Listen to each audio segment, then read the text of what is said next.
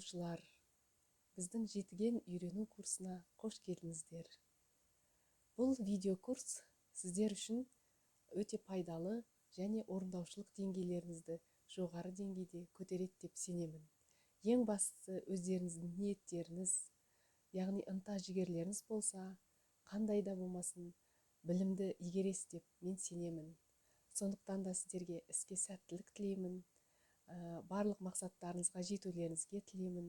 Орындаушылық өнерде жоғары деңгейде жетіп, ұстаздықта ең жақсы, ең жоғары деңгейде оқушыларға білім беруіне тілектеспін. Бірінші сабағымыз аспапта орындауда ең алғашқы басқыштар, яғни қол қойылым, аспаптың бұрау түрлері, содан кейін орындаушылық ерекшеліктер, штрихтар, содан кейін техникалық мүмкіншілікті арттыруда қандай жаттығулар орындау керек, қандай этюдтар орындау керек, гаммалар, яғни алғашқы жетіген үйренудегі басқыштарды осы бірінші видео сабаққа кіргіздік. Яғни сіздердің мақсаттарыңыз ең осы негізгі бағыттағы басқыштарды өте жақсы әрі сапалы меңгерулеріңіз. Онсыз біз ары қарата жұмыс жасаған кезде көптеген қиындықтарға ұшырауымыз мүмкін. Дыбыстық жағынан, дыбыс сапасы жағынан, техникалық мүмкіншілік жағынан. Сондықтан да сіздерге бірінші сабақты өте мұқият әрі тыңғылықты дайындалуларыңызды тілеймін.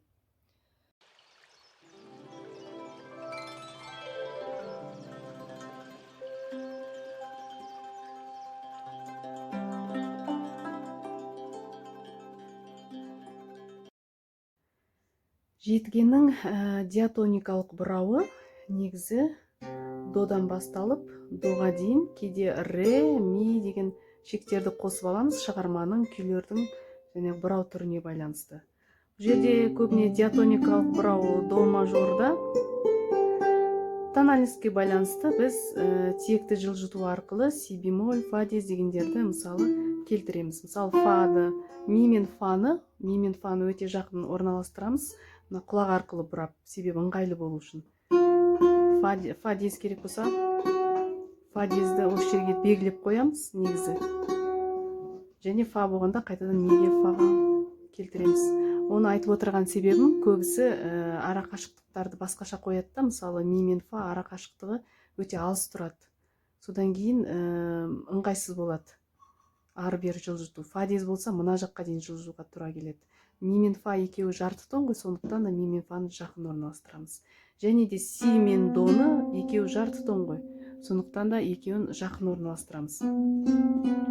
До диез қажет болған кезде біз до ренің жанына жақын қоямыз. Сонда ара қашықтықты, яғни өлшеп басынан бұрау керек бізге. Сонда былай болады. До диезі мына ренің жанына болады, сонда екі жарты тон жақын мына жерде тұрады. До қайтадан таза до болса, онда си мен до жарты тон бағындықтан осы жерге қоя саламыз. Яғни тез әрі жылдам тиекті орналастыру техникасы. Енді диатоникалық бұраудың ешқандай қиыншылығы жоқ. Кейбіреу былай құлақпен бұрап жатады, енді әркім әрқалай, бірақ тиекпен тез әрі тез ансамбльде орындаған кезде, тез тональность ауыстырған кезде белгілеп қою керек арасын. Енді случайный знак деп жатады ғой, кездейсоқ кезіккен хроматикалық дыбыстар болады. Мысалы, фа болса, фа диез кездесіп жатады, до болса, до диез. Оны біз мына сол қолды басу арқылы мына жерде орындаймыз, мысалы.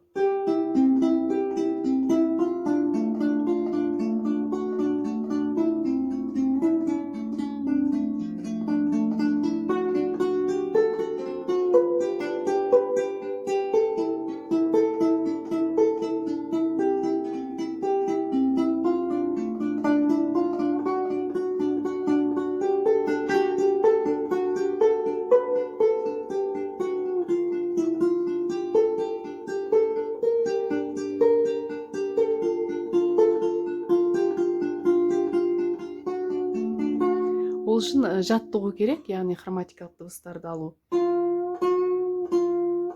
арнайы жаттығуы бар.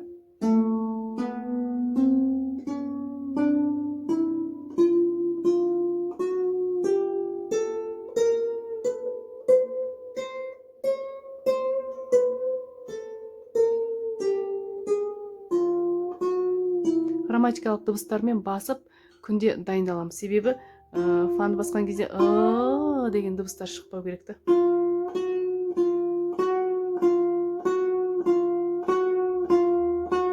Таза әрі фа диезге таза түсу керекпіз.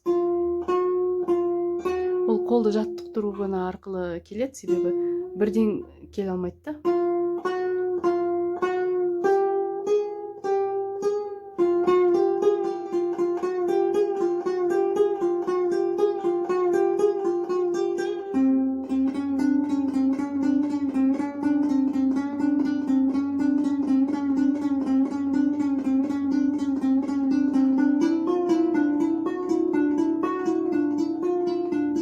Өздеріне кез келген жаттығуды қолдансаңыздар болады, мысалы.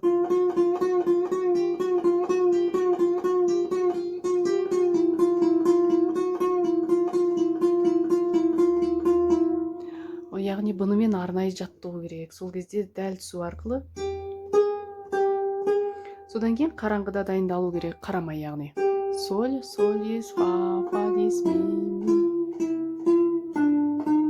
Себебі бұны сипап сезбесе, яғни шектерді оң қолмен, сол қолмен қайда орналасуын сипап сезбесе, грамматикалық дыбыстарға түсу қиындау болады. Осыған осы апта бойы жақсылап дайындалсаңыздар. Арнайы именно осындай шығармалары бар, случайный знактар бар шығарма тапсырма берем. Сол кезде осы пайдалы болады, осы жаттығу сіздерге. Диатоникалық бұрауды қол қойылымы, сол жағын айта кетейік. Диатоникалық бұрауда бізде ең бастысы мына қолдың саусағының бөлігі ғана бізде жақсы жұмыс жасау керек негізі. Ал қалған бөліктері тұрақты тұру керек. Себебі күштің барлығы осы бөлікте ғана тұрады. Егер мысалы қарап, яғни күшті біз алақанға жібермейміз.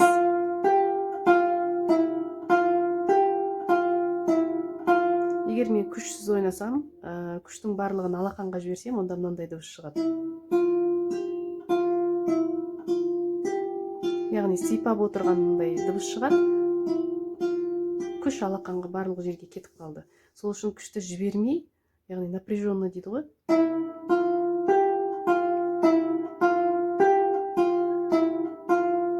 Саусақтың осы бөлігіне ғана сақтап қою керек та.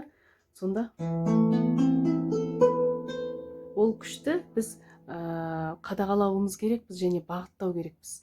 Яғни арпеджио ойнаған кезде, мысалы, мына жерде яғни күшті жібере салам мен. Басында күшті бастаймын да, қалған жағында күшті жібере салам. Шығармада, күйде біз күшті қай жерде жібереміз, қай жерде кірістіреміз, ол жағын біз ойластыруымыз керекпіз да, шығарманың түріне сай, мазмұнына сай, мысалы.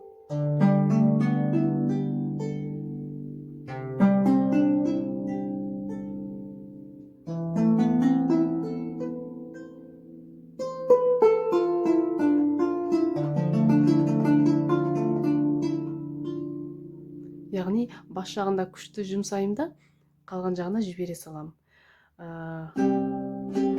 Аккорд ойнаған кезде барлық үш дыбысымызда күшін жібермей тұрады.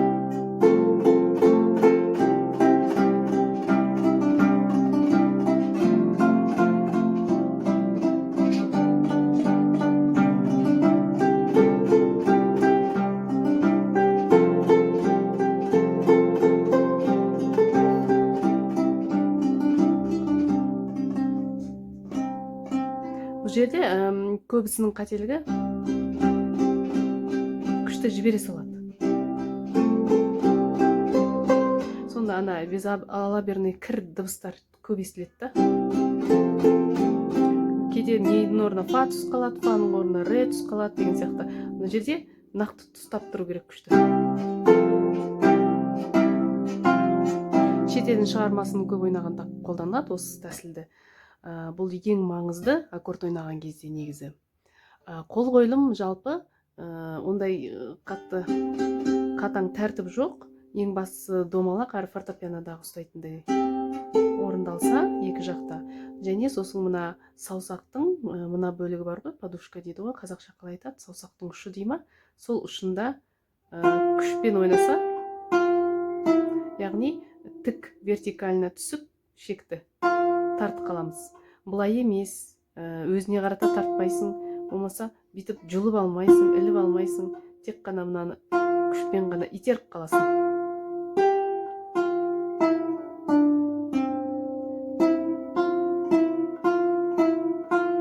Бұл диатоникалық бұраудың қол қойылымы. Енді біздің енді жетігенде көне бұрау. Бұл жерде бұрау ерекшелігі көне түркі тілдес халықтарының көпшекті аспаптарына тән ерекшелік болып табылады бұрау түрінің. Бұл жер яғни теріс бұрауда деп те атайды, кварта-квинталық, хакас бұрауды деп атайды. Жалпы негізі көне бұрау деп жалпы атпен атаймыз.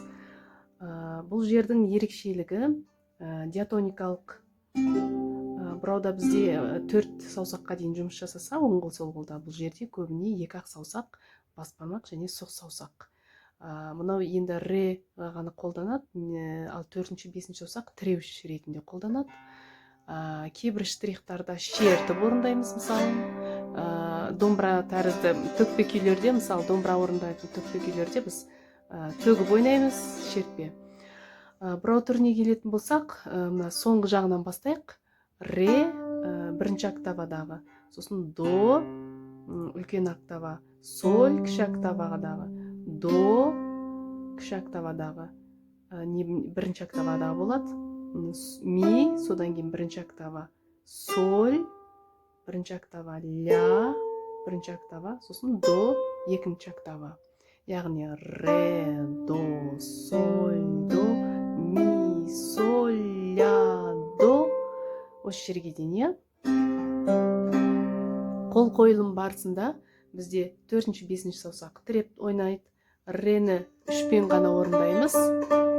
Қалған 2 до қосарланып ойнап отырады. Ортадағы сольді іліп қана отырамыз кейін.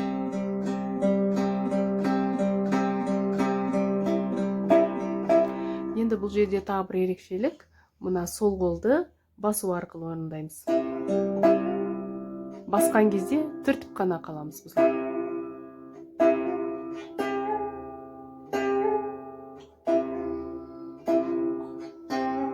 Ол үшін мынандай жаттығу жасайсыздар. До, соль, ре, соль, ми, соль. Ал миді басу арқылы жарты тонға фаны шығарамыз. Яғни фа, соль, соль, соль, ля, соль.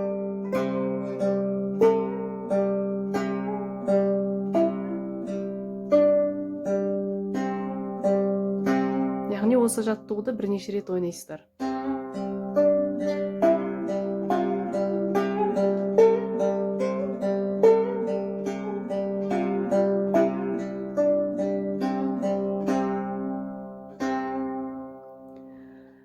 Және шертіп ойнайтын кей кезде біз бас бармақ ретінде бұл әсемдік үшін серпіп ойнаймыз. Ойнау тәсілдері.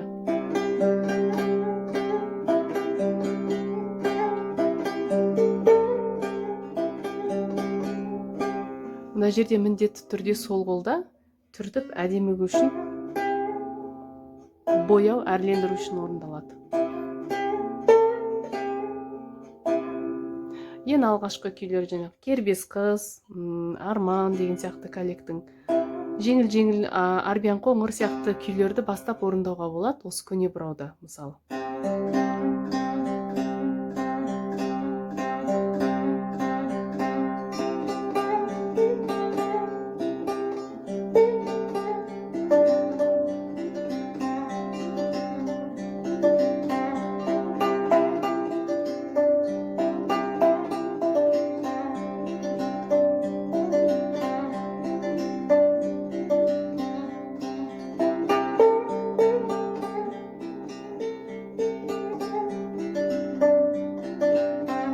деген сияқты кішігірім күйлерді орындасаңыздар болады. Осы бұрау түрі. Енді екі бұрауда орындалатын күйлер бар, шығармалар бар мысалы. Бұл жерде біз яғни екі қолды алмастыру арқылы біресе оң қолды көне бұрау жағында орындап, сол қолмен негізгі әуенді ойындаймыз, иә, мысалы.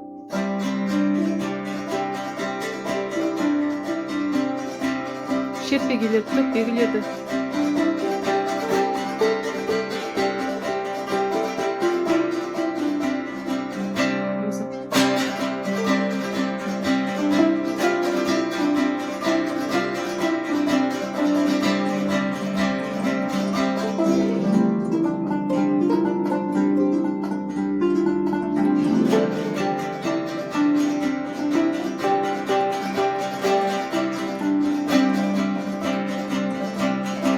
Кейбір жерінде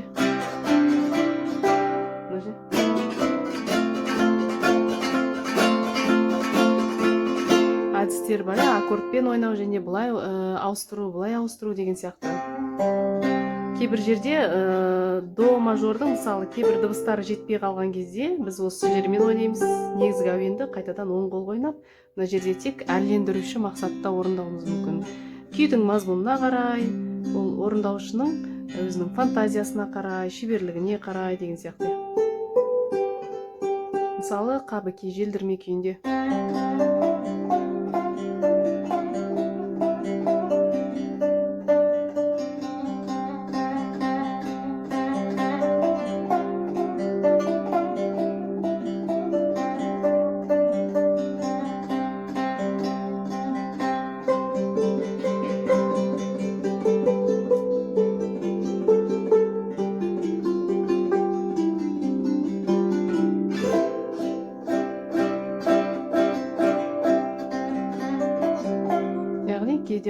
Кейде мына жерде орындай береді.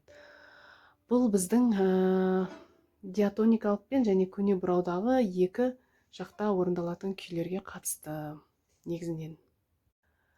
Жетігенде енді негізгі штрихтар жалпы теріп ойнау дейді.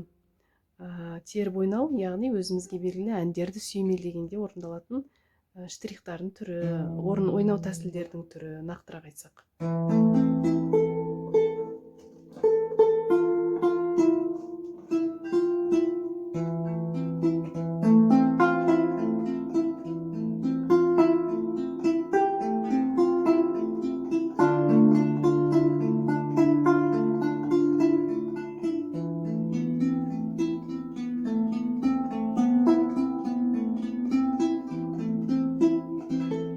Бұл жерде дыбыстардың бәрі біркелкі болмау керек, яғни бағана айтқандай дыбыс күшін қай нотаға береміз, қай нотаға бермейміз, яғни барлығы да жоспарлы түрде нақтыланып алу керек. Мысалы, қай жерде акцент барлығын, себебі біркелкі ойнаса, көп жетігеншілерді байқаймын, біркелкі ойнайды, әдемі емес естіледі біріншіден, екіншіден сапасы естіледі және кәсіби емес естіледі. Мысалы, былай ойнасам.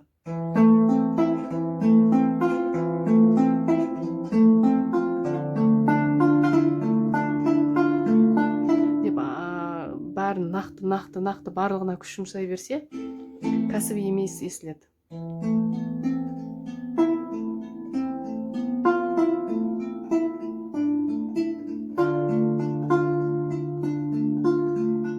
Тек реға ғана мен беріп тұрмын. Ең соңғы жағына тағы да дыбысты алып тастаймын. Дыбысты алып тастау деген яғни жай босатам.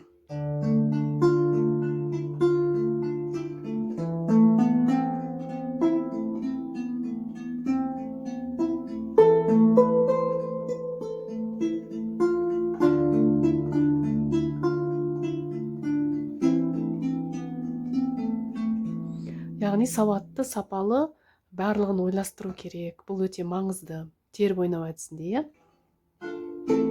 шертіп ойнау әдісі, яғни бұл осы жерде орындалатын, көне бұрауда да орындалады.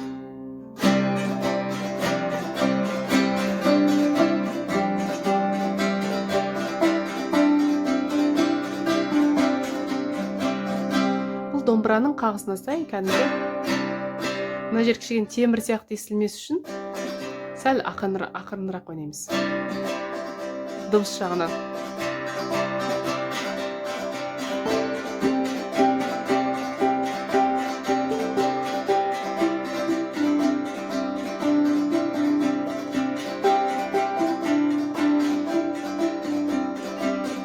Шертіп ойнау әдістері және әртүрлі қағыстар орындауға болады домбыраның қағыстарына байланысты. Және аккордпен шертіп ойнау деген бар.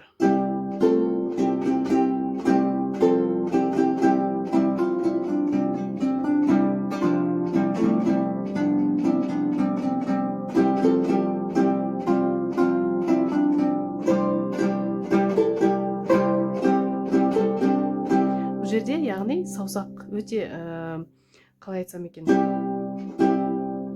нақты ұстап қалу керек дыбысты. Бұлай болмау керек. Десе онда кір дыбыстар көбейіп кетеді. Және қысқа нұсқа, мына шекпен, яғни саусақтың арасы өте қысқа болу керек. Бұлай алыс кет қалмау керек, қысқа болу керек. Бұл жерде де дыбыс күшін қай жерге қою керек, қай жерге қоймау керек, бәрін ойластыру керек.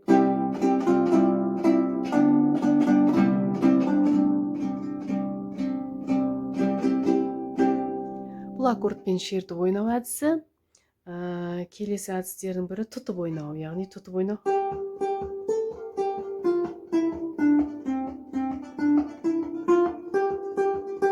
Яғни сол қол арқылы басамыз. Бұл яғни ритмдік бір суреттерді көрсету арқылы жүзеге асырылады.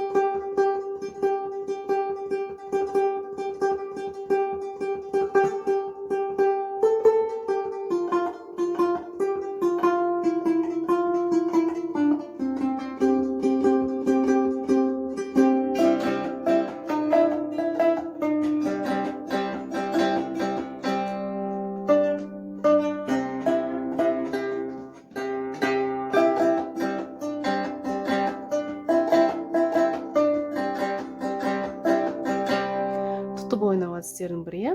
Қалған әдістер енді легато дейді. Легато дегенде біз яғни скрипка сияқты өте легато ойнай алмасақ та, бірақ соны құлағымызбен естіп дыбысты біркелкі жеткіземіз. Ең соңғы нотаға жеткізу мысалы.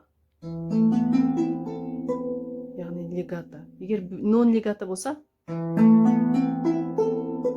жеке ойнаймыз. Нон легато, мұнда легато.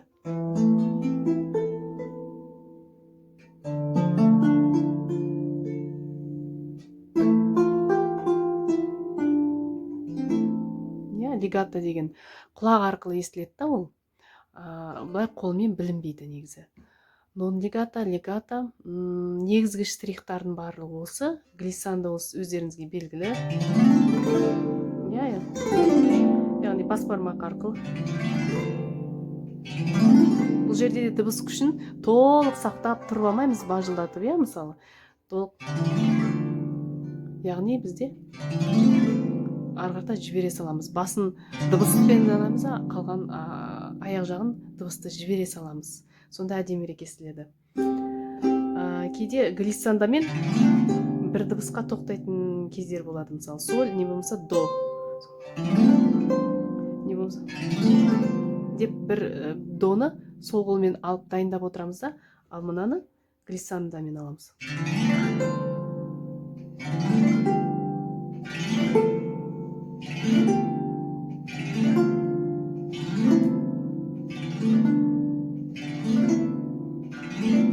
Кейбір шығармаларда кездеседі. Негізінен аккордпен ойнау және шертіп ойнау тәсілдері, теріп ойнау тәсілдері, легато, нон легато, глиссанда және стаккато ол өздеріңізге белгілі. Қысқа әрі нұсқа.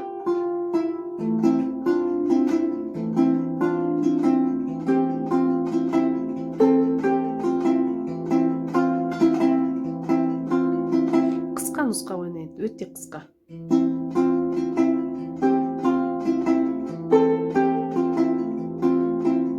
Егер стаккато ойнамасам,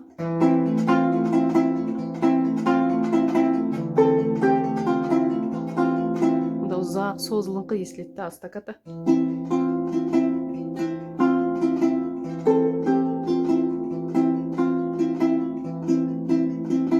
Негизги штрихтар осы.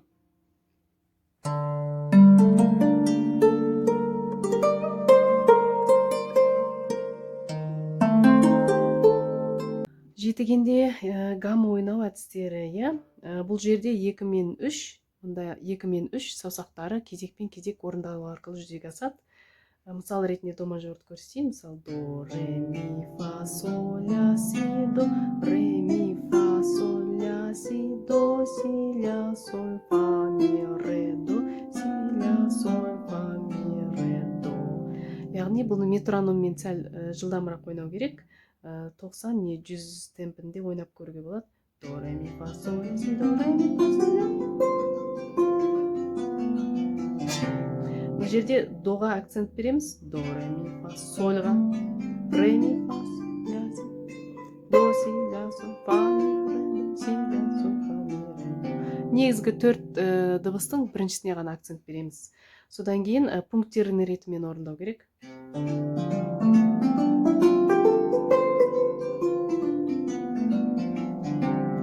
Содан кейін керісінше пунктирный ретімен, яғни до, ре, ми, фа, соль, ля.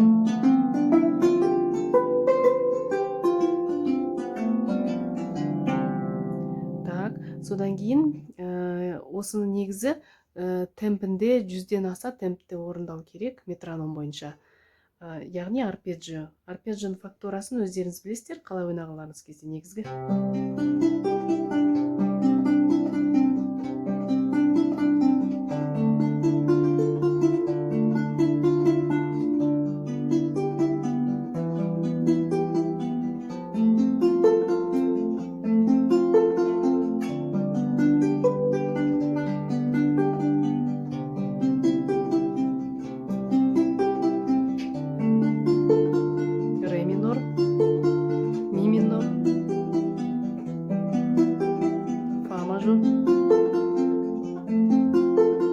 Соль мажор,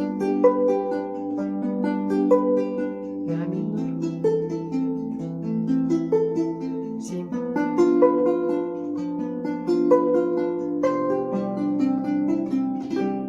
Осындай өздеріңізге белгілеп аласыз. Арпеджионың ондай қатып қалған заңдары жоқ фактуралық жағынан. Және осы жерде арпеджио ойнағанда айтатын бір мәселе, бұл жерде де дыбыс күшін басында қоясыздар да, қалғаны әлсіретесіздер.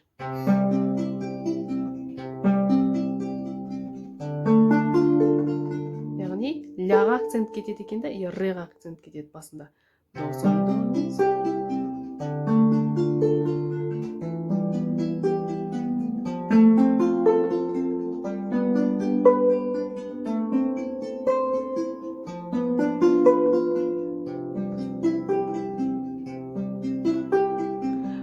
Біргелік ойнауға болмайды. Деп онда біргелік ойнасаңыздар, шатаса бастайсыздар және таза болмайды.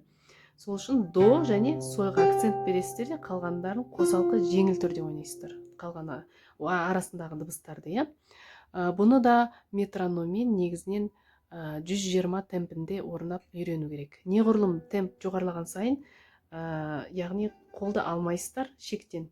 Қолды алуға болмайды, себебі уақыт жылдамдығы артқан сайын шекпен ненің арасында уақыт кетіп қалады. Сол үшін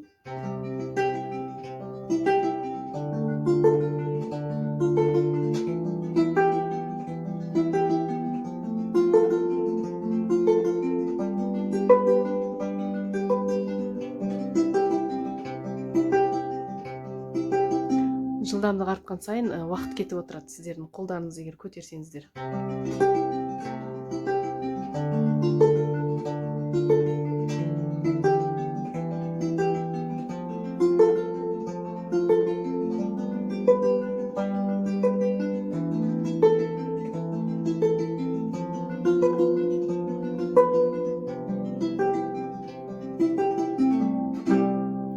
До мажор, ре минор, ми минор, фа мажор, соль мажор, ля минор, си минор и қайтадан до мажор.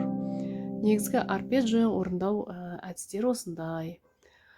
этюдка келетін болсақ, жаттығуларға келетін болсақ, арнайы жаттығулар бар, этюдтар бар. Оны сіздерге ноталық жазбада жіберіп беріп отырам тапсырмада осы.